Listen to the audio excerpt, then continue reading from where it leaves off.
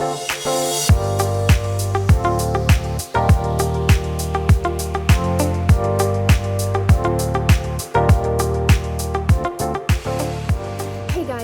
here from Waterlogged on behalf of saltwateraquarium.com.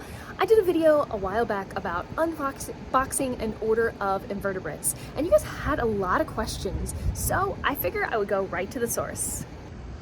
I am here at saltwateraquarium.com at their office in Chicago, and we are going to go talk to Mark, who is going to tell us a little bit about the quarantine procedures that they go through for all of their invertebrates.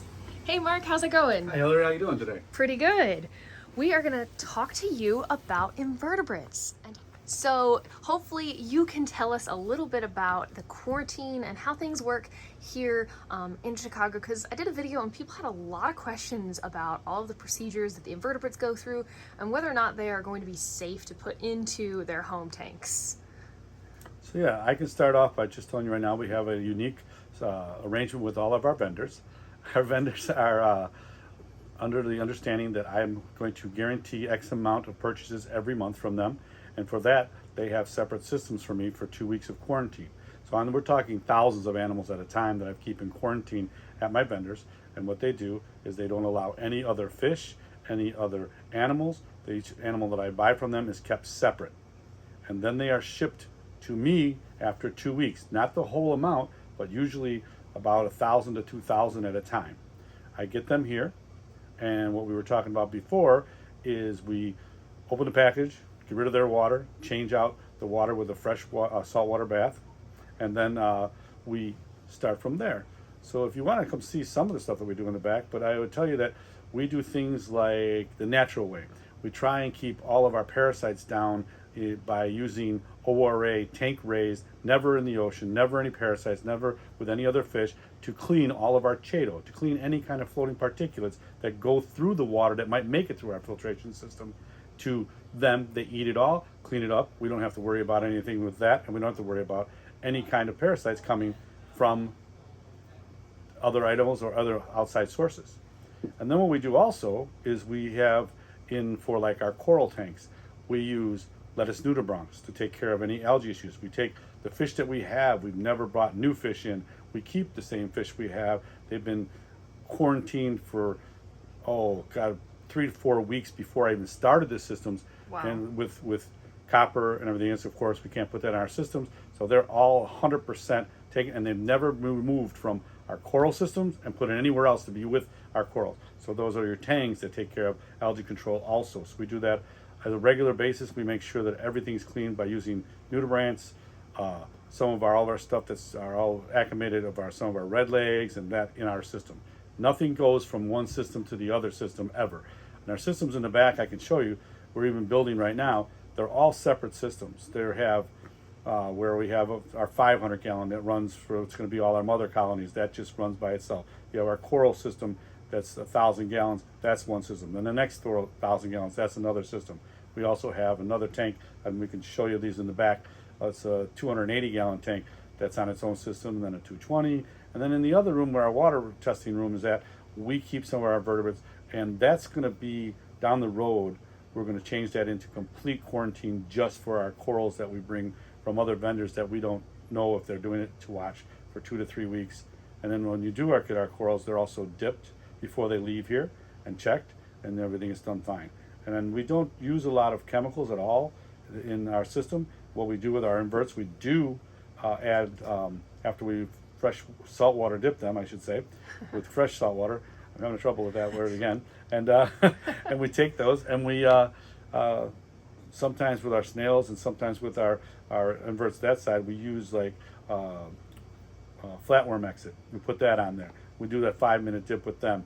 Then we re-rinse them again, add them to our quarantine system.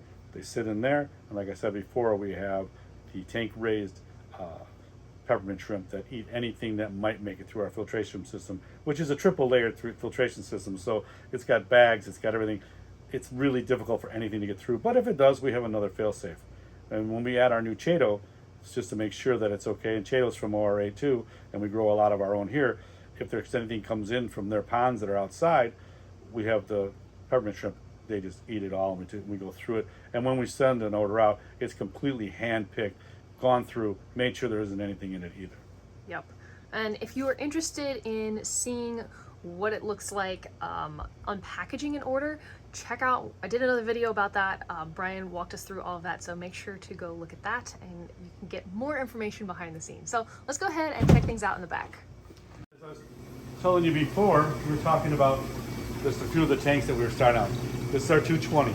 All this tank has in it is our rock flowers and our recordias and the fish I was telling you about. Those fish are just strictly in here to clean up algae and to swim around and make sure that everything's okay and give us a little bit of a balance. These fish will never be taken out of this tank and put anywhere else. They stay here. This is their home. Their forever home. They're our forever home. And they live forever. And then if you look over here, this is a lot of our cleanup crews that we use to clean our stuff up. Like our cleaner shrimp, we throw those in. Wait, hold on. Can we just pause? I just Sure. want to say, these cleaner shrimp are giants. Like, you look at all of them in the tank and they're all just as big. This is so impressive. Look at all those nudibranchs. Yeah, there's a lot of nudibranchs in there. All right, go ahead. Sorry. That's okay. That's okay, but that's what I'm saying. This is all the natural way we use to keep things clean. Nudibranchs, eat your hair allergy. These guys pick up anything or anything that's out and about on our fish to keep our fish clean if there's something going on. And then, like I said before, we also use all the peppermint shrimp. We have urchins in some of our tanks. These are all tank raised, by the way. So everything you have here is tank raised urchin stuff that we can use in our tank to keep everything clean. No parasites come in with them either. All right. So I was telling you before, Hilary, we have another setup right here. This is another one for algae that we get, and so inverts in here. The only thing that's kept in this tank are the tank raised certs. They're really small, as you can see down here. Tank raised certs and our lettuce for food. We feed all of our fish with this. We sell this and things like this. If you want to see a really quick other idea that we were talking about before, we have George here is sealing our invert orders that are going out right now. They go in a sealed bag and they're oxygenated. George, could you oxygenate one bag so she can see that while we're doing it? Yeah. Thank you. That is awesome. I remember seeing these for the first time at Reefapalooza Chicago almost a year ago and thinking about how cool they were and what a great way to ship it is. Double sealed again after we do this so that they won't leak at all. Wow. And they're with the oxygen and a situation like that, they easily will stay in these things for 5 days without any issue. So this is our invert room where we sell a lot of our inverts out of, but it's stages. So back here, you see most of these tanks are empty. These tanks here are not empty. What happens is these can be individually plumbed so that we can turn them off and run separate tanks if we have to. And so what we can do is we put our animals in here that come in after they've already been quarantined by our vendor. They come in here for us after we've done our dipping we talked about, all the other things we talked about. They go in here. They last in here about a week before we see anything or need to treat anything or do anything to them, we do it. After that, they come out for sale. So that's a 3-week quarantine process. And then they go to either move down here, so it's easier to collect, of course. And then as they move down and out. We put it there all day. Same thing here. These guys are all quarantined before they get into this tank. They'll be up on top, and then they go down and out. The only ones that are different, the way we quarantine them, are the sand sifters. We basically try and keep all the ones that we bring in new separated until we sell the ones we have, which is fast. We sell a lot fast. We don't keep a lot on hand. All right. Very cool. And over here, we have, these are the wild caught. You can see they're propagating themselves here. Wild caught peppermint shrimp. These here and these here are the ORAs down here. These are tank raised. So we use all these for our cleanup and use in our systems. These guys up here, we do not. Oh, we got some emerald crabs, it looks like, on the Emerald crabs bottom. down there. You have a bunch of emerald crabs. Looks like you got a strawberry crab mixed in there too. Ah. See the back one? It's the red one? Oh yeah, look here. Yep. All the way to the back. There it is, buddy. Very cool. So that's basically what we do to try and protect. And if there's any issues, nothing will leave here if we see any issue in any tank at all that's on our system.